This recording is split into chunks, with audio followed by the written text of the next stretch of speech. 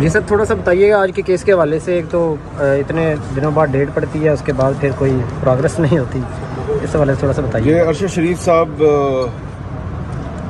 کے قتل کی انکوائری کے لیے عدالتی کمیشن بنانے کے لیے جو ہم نے درخواست دی ہے, تو اس میں ہم آج سارے پیش ہوئے ہیں. تو اس میں جو آج تو ویسے اٹارنی جنرل صاحب کو بلایا تھا جسٹس عامر فاروق صاحب نے, تو وہ نہیں آئے, ان کی جگہ پہ ایڈیشنل اٹارنی جنرل صاحب آئے ہیں. تو انہوں نے کچھ ایسی بات کی کہ آرڈر جو ہے وہ کوئی نہیں لگا ہوا, جو کہ بیرسٹر شعیب رزاق صاحب نے جو پچھلی ہیئرنگ ہے اس میں لگایا ہوا تھا, اور انہوں نے دکھا بھی دیا ان کو. شعیب رزاق صاحب نے آرڈر دکھایا بھی ہے کہ جی ہم نے لگایا ہوا ہے, لیکن وہ ایڈیشنل اٹارنی جنرل صاحب کے پاس نہیں تھا. تو اب کہا گیا جی کہ ایڈیشنل اٹارنی جنرل صاحب کو کہ آپ بھی وہ آرڈر لگا دیں, اور ڈیٹ پڑ گئی ہے. تو اگر کسی کا خیال ہے کہ ہم اگلی ڈیٹ پہ نہیں آئیں گے تو اس کو غلط فہمی ہے. باقی ٹیکنیکل بات شعیب صاحب سے پوچھ لوں. نہیں بات صحیح ہے. بات یہی ہے کہ ہم نے سی ایم کے ذریعے وہ سارے آرڈر کی لسٹ لگا دی تھی. آج ہم فلی پریپیئرڈ تھے, ایکسپیکٹنگ کہ اٹارنی جنرل صاحب آئیں گے اور اس ایشو کو نیکسٹ اسٹیج پہ لے کے جائیں گے. کہ ایشو ریز کیا جا رہا ہے کہ matter is pending before supreme court. تو سپریم کورٹ میں سو موٹو ایکشن میں میٹر پینڈنگ ہے, جس کی اس کے اپنے آرڈر میں اس کی وضاحت ہے کہ سو موٹو ایکشن کی سپریم کورٹ 183 کے تحت اس کی اپنی حیثیت کیا ہوتی ہے, وہ ڈیفائن ہو چکی ہے. لیکن وہ جیسے حامد بھائی نے کہا کہ انشاءاللہ نیکسٹ. اور سپریم کورٹ میں لاسٹ ہیئرنگ جو ہے وہ پچھلے سال جون میں ہوئی تھی, 13 جون کو ہوئی تھی, اور آج آپ دیکھ لیں 11 جون ہے. تو ایک سال گزر گیا ہے اور سپریم کورٹ میں کچھ نہیں ہوا. تو اگر سپریم کورٹ نے سو موٹو ایکشن لیا اور کچھ نہیں ہوا, اس وقت امرتا بندیال صاحب چیف جسٹس تھے. اور ایک اس میں ٹیکنیکل بات یہ بھی ہے کہ ارشد شریف صاحب کی جو والدہ ہیں, انہوں نے کچھ لوگ نامینیٹ کیے تھے, وہ ان کے خلاف چاہ رہی تھی کہ انکوائری ہو, اور اس وقت جو چیف جسٹس صاحب تھے انہوں نے اس کو پرمٹ نہیں کیا تھا. ایسے ہی ہے جی, ایسے انہوں نے اجازت نہیں دی تھی. کیونکہ انہوں نے کہا یہ جو آپ کی درخواست ہے یہ مینٹینیبل نہیں ہے. اب اس میں ہم نے جو آج ہم نے جو کورٹ میں ریٹن رسپانس جاری کیا ہے, اس میں ایک پوائنٹ یہ بھی شامل کیا ہے کہ جو 2014 میں میرے پہ جو حملہ ہوا تھا, اس حملے میں بھی ہم نے کچھ الزامات لگائے تھے کچھ لوگوں پہ. تو اس کی انکوائری کے لیے سپریم کورٹ آف پاکستان کے چیف جسٹس کی سربراہی میں 3 ممبر کمیشن بنا تھا. تو اگر وہ 2014 میں کمیشن بن سکتا ہے تو 2024 میں کیوں نہیں بن سکتا؟ اس کمیشن کا کیا ہوا؟ اس کمیشن کی رپورٹ ابھی تک ہمیں نہیں ملی. سر آپ سمجھتے ہیں صحافیوں پہ مزید مشکل وقت آنے والا ہے, کیونکہ فائر وال بھی لگائی جا رہی ہے انٹرنیٹ پہ, اس کا کوئی فائدہ ہوگا؟ یہ کوئی اب آپ کو اس میں کوئی شک کی گنجائش ہے؟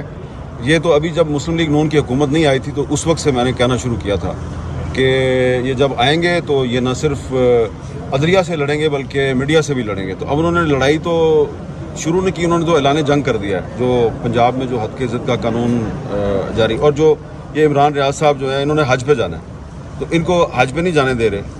تو یہ آپ کے سامنے کھڑے ہیں, ان سے پوچھیں کتنی دفعہ آپ نے جمع کرائی ہے جی؟ ٹکٹ 5 ٹکٹ ہے, 5 ٹکٹ آپ خرید چکے ہیں. آلموسٹ 2 ملین کے میں نے ٹکٹ لیے ہیں, اور وہ بھی عدالت کی دہانیوں پہ. عمران بھائی بڑی امپورٹنٹ بات ہے کہ آپ کا ایک فنڈامنٹل رائٹ ہے, اور کورٹ آرڈر میں اس کے ساتھ کنڈیشن اٹیچ کر رہی ہے. Very humble student. اس کا نا ون لائنر یہ ہے کہ میں جن دیواروں میں ٹکرے مار کے چیف جسٹس اسلام آباد ہائی کورٹ کے پاس آیا تھا کہ جی میں نے 1.5 مہینہ وہاں پوری محنت کی ہے, کوشش کی ہے کہ یہ نظام یہ حکومت میرا نام نکالے اور میں حج پہ جاؤں. تو جب انہوں نے نہیں کیا تو میں ان کے پاس آیا, انہوں نے مجھے واپس انہیں کے پاس بھیج دیا. تو اب میں اس کے خلاف اپیل میں گیا ہوں. آج لگتا ہے کیس تو دیکھتے ہیں کیا ہوتا ہے. اچھا, آج ویسے جسٹس عامر فاروق صاحب جو ہیں انہوں نے ڈڈیال کا جو ایک مسنگ پرسن ہے جو 2017 سے مسنگ پرسن ہے, اس کا کیس بھی اسلام آباد ہائی کورٹ میں لگا ہوا تھا. اس کے کیس میں انہوں نے ایک بڑا اچھا فیصلہ دیا, اور یہ ان کے والد صاحب ہیں. اور آج چیف جسٹس صاحب نے کہا کہ 15 دن کے اندر اس کو پیش کیا جائے. تو آپ ذرا یہ ایک آزاد کشمیر میں پہلے صرف لوگوں کا خیال تھا کہ ایک احمد فراد ہے مسنگ پرسن, اور بھی وہاں پہ بہت سے مسنگ پرسن ہے. ایک مسنگ پرسن کے والد صاحب آپ کے سامنے کھڑے ہیں, بتائیں جی. 7 سال ہو گئے جی. آپ بتائیں کیا ہوا تھا تھوڑا سا. 7 سال. میرا بیٹا جو ہے وہ ایک نام بتائیں اس کا. شاپنگ سینٹر میں تیمور ارشد قاضی شاپنگ سینٹر میں کام کر رہا تھا. اس کو 12:30 بجے کے قریب 13 جولائی 2017 کو اٹھا لیا گیا, اور پھر دوسرے دن گھر بھی آئے, گھر پہ بھی ریڈ شیڈ کیا. وہ اس کے آفس میں بھی دوبارہ گئے, وہاں اس کا فون تلاش کیا. تو اس دن سے لے کے آج تک مجھے कोई पता नहीं है कि मेरा बेटा किधर है, कहाँ है, कैसे है। सर आपके बेटे का कसूर क्या था मालिक? कसूर तो यही बताएंगे। इसमें जो सबसे अहम बात है वो ये है कि जो commission for the missing persons है उसने उसकी तैमूर की रिकवरी के लिए 2021 में 28 अप्रैल 2021 में लेटर लिख दिया कि ये बंदा सीटीडी ने उठाया हुआ है और इसको हमारे पास 2 हफ्ते के अंदर पेश करें। जब ये लेटर चीफ साहब के सामने पढ़ा गया तो फिर उन्होंने ऑर्डर दिया कि विद इन 2 वीक्स इस बंदे को पेश किया। हालांकि उसमें लेटर इशू करने में JIT भी शामिल है, आज़ाद कश्मीर की पुलिस की तमाम तरह वसाइल उन्होंने शामिल किए। तो ये 2017 में जब उसको उठाया गया आज़ाद कश्मीर से तो मुस्लिम लीग नून की हुकूमत थी।